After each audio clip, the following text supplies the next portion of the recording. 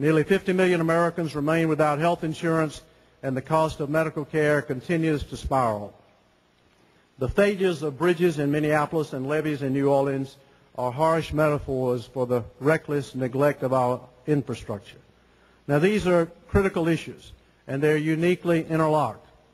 We must have a national strategy and a prioritization of resources. And I believe that we can and will do that, because America as a nation historically has always risen when we're in trouble, and we have always managed to unite when we're in trouble.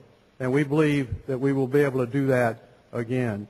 We also ask ourselves in our discussion in the last few hours, why is it so difficult for our country to act today to meet these challenges which are so obvious to so many? We are failing to address them primarily because rampant partisanship has paralyzed the ability of our government to act and lead and inspire. If we allow polarizing politics to continue, we will remain a nation divided, and no matter who is elected this fall, he or she will not have a mandate for governing. Too many in both of our political parties have sought to energize their bases instead of reaching out to address the issues that concern and affect our nation as a whole. They appeal to extremes and marginalize those in the common sense center. Now, these are our challenges, but our nation always rises up and responds to those challenges.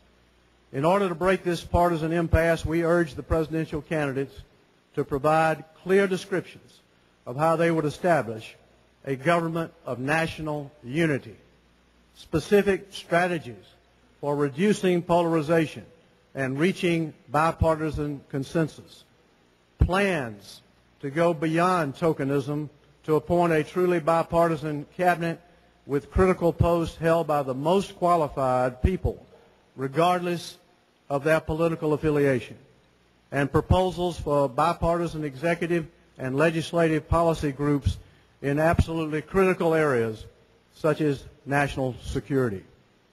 On the good news side, national elections present an opportunity for candidates and citizens to have a serious and civil discussion of the imperative issues facing our country at home and abroad. This year is a year of opportunity for America. Today we urge our fellow citizens, including the news media, to join us in asking the candidates to address these fundamental challenges. We are convinced that if we as a nation begin to ask, begin to discuss, begin to debate, and begin to address these and other fundamental issues, we can renew our commitment to community and empower those whom we elect to govern effectively. We are convinced that if we establish a government of national unity, we can meet these challenges head on, develop a cohesive strategy, prioritizing our responses and matching our goals with our capabilities.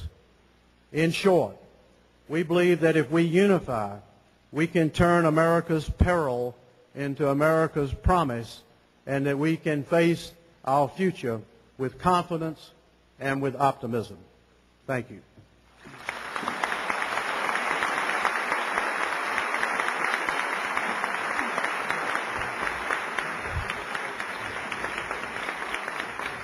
Thank you very much, Senator Nunn, and I want to thank again the members of the panel who've spent many hours in working together to draft this joint statement and to lay down this set of challenges to our candidates, and we sincerely hope that they will respond to these questions and these suggestions for ways to create bipartisanship and unity in our government.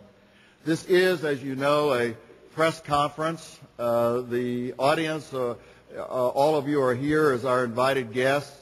The questions will come exclusively from members of the press. I would ask as much as possible to have those questions address the issues which we have raised and the specific appeals for bipartisanship which we have made.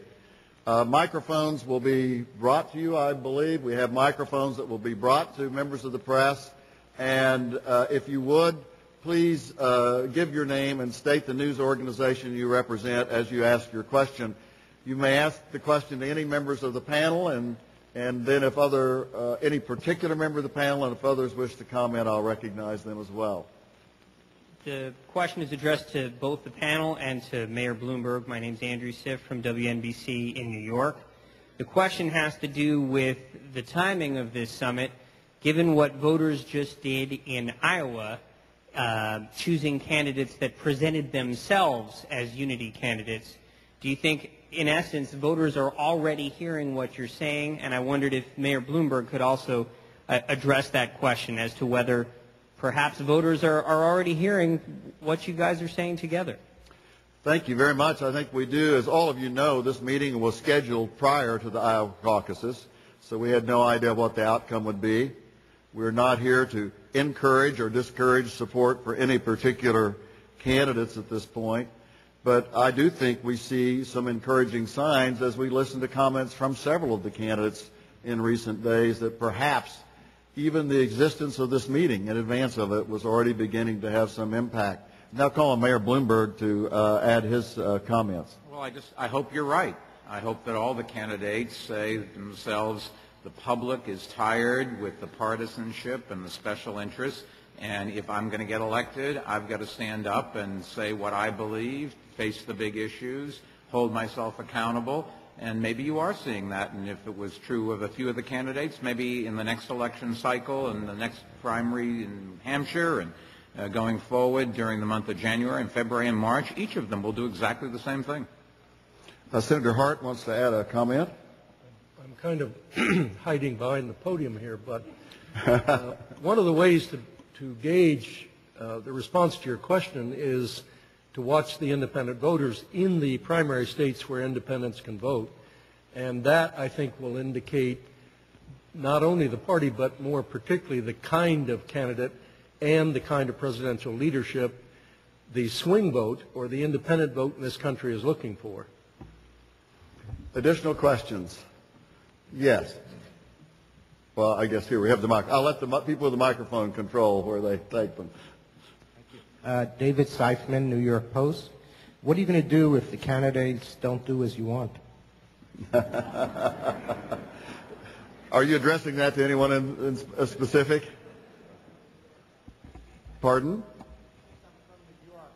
Since you're from New York, you want to address that candidate surprisingly in part to Mayor Bloomberg.